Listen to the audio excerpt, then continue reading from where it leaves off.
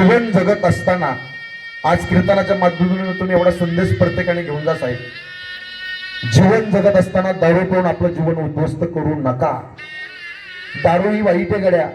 आज जाता जाता तळमळीने सांगतो, दारूने 3 प्रकारची हानी आहे. एक आर्थिक हानी, दुसरी सामाजिक हानी आणि तिसरी कौटुंबिक हानी. आर्थिक हानी, खिशात पैसा राहत नाही. सामाजिक हानी, समाजामध्ये कोणी विचारत नाही. आणि कौटुंबिक हानी, घरामध्ये कवडीची किंमत कोण देत नाही. म्हणून माझी विनंती, दारू सोडा आणि संसार जोडा.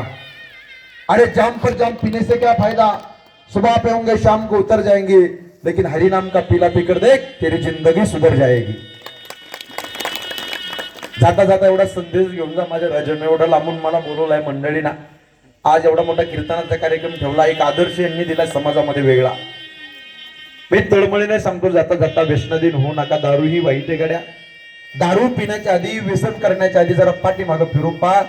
घरामध्ये सोन्यासारखे लहान लहान लेकरं आहे, ते तुमची वाट पाहतात.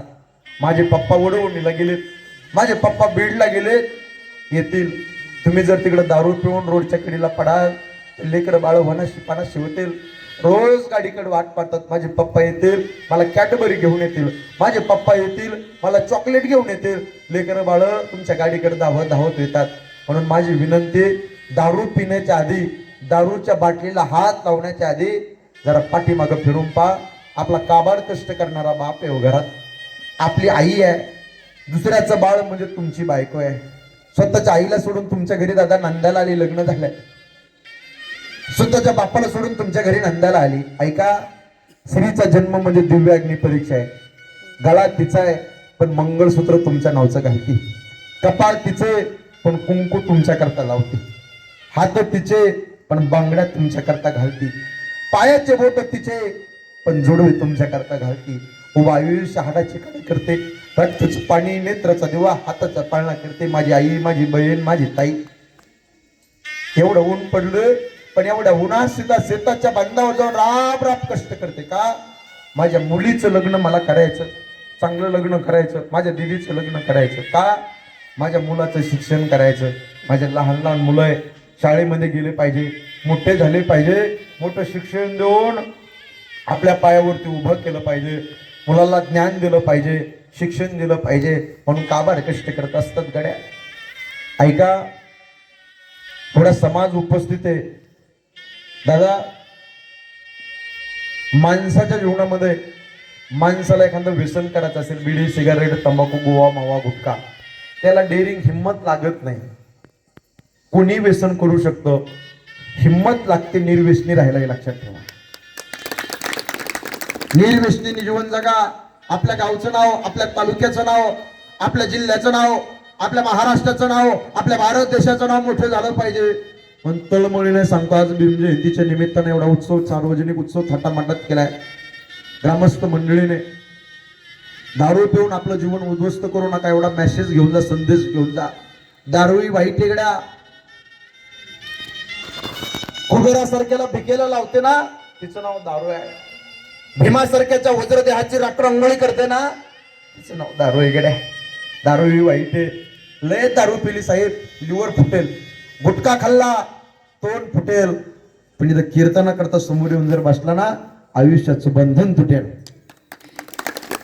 आणि 2 जन्म देणाऱ्या मायबापाची सेवा करा गड्या. आज जाता जाता सगळ्याला तळमळीने सांगतो, एवढा समाज उपस्थित आहे. डॉक्टर बाबासाहेब आंबेडकरांच्या जयंतीच्या निमित्तानं तळमळीनं पोटतिडकीने सांगतो, साहब, पैसों से आप लोगों को सब कुछ मिल सकता है इस भरे हुए बाजार में. पैसों से अच्छा खाना मिल सकता है लेकिन भूख नहीं मिल सकती. पैसों से किताब खरीद सकते हो लेकिन ज्ञान नहीं मिल सकता.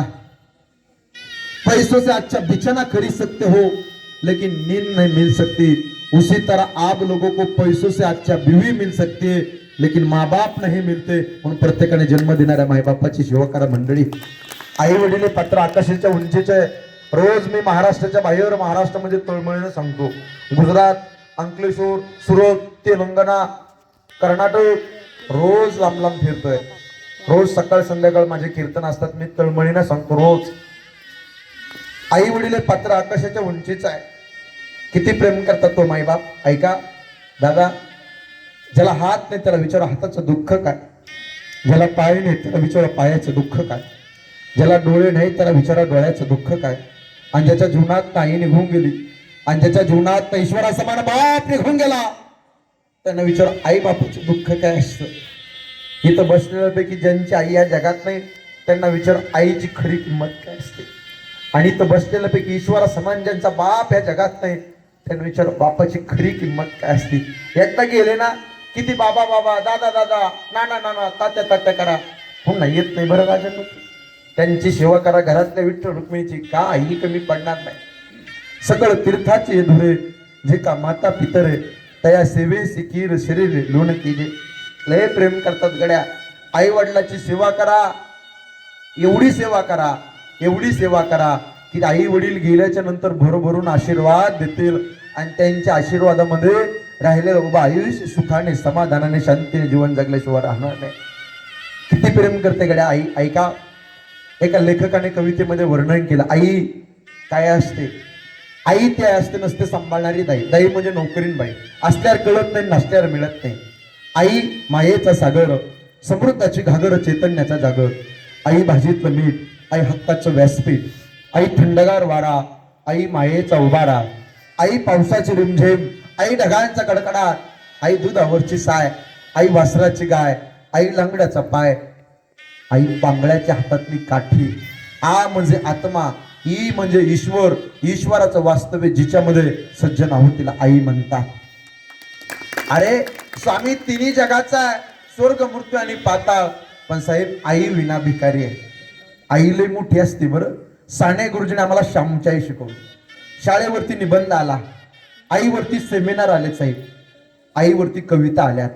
आई ही आकाशाच्या उंचीची किती प्रेम करते. म्हणजे तुकोबाऱ्या वर्णन करतात, लेकुराचे हित वाहे माऊलीचे चित्त, ऐसी कळवळ्याची जाती करी लाभ अभिनप्रीती, मातेची या चित्ती अवघी बाळकाची व्याप्ती. इथं बसलेली आई कीर्तनाला बसलेली असू द्या, आई जत्रेला जाऊन द्या, आई यात्रेला जाऊन द्या, तिचं चित्त हे तिच्या मुलापाशी असतं, लेकरापाशी असतं. किती प्रेम करते ऐका. डोळे मिटून प्रेम करते तिला प्रेयसी म्हणतात. डोळे उघडे ठेवून प्रेम करते तिला मैत्रीण म्हणतात. डोळे वटारून प्रेम करते तिला बायको म्हणतात. आणि डोळे मिटेपर्यंत प्रेम करते तिला आई म्हणतात.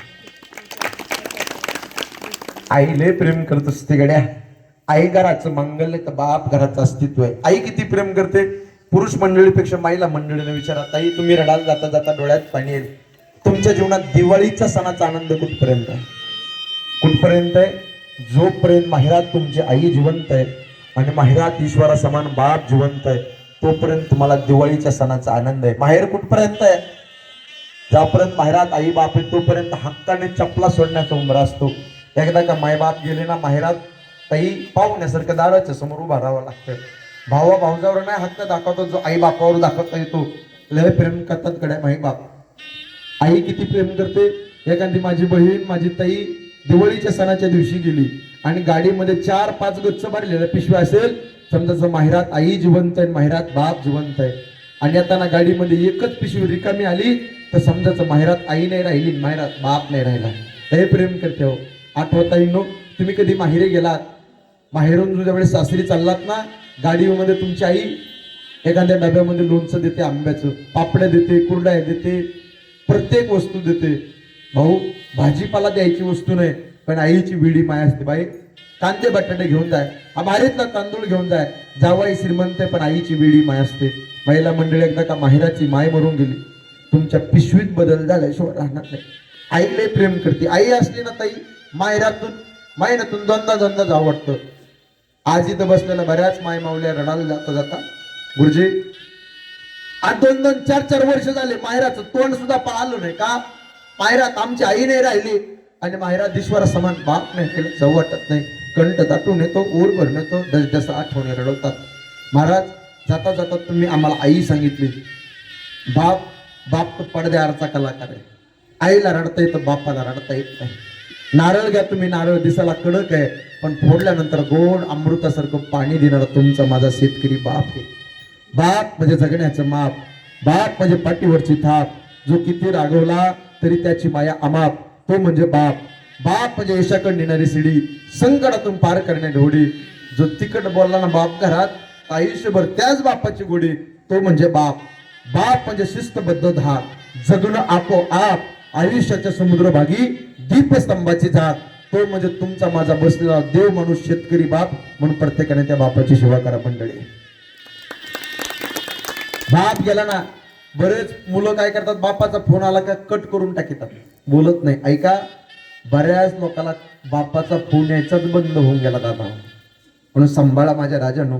बाप नावाची चादर एकदा आयुष्यातून निघून गेली की प्रत्येक सगळं जबाबदारीची जाणीव करून देते.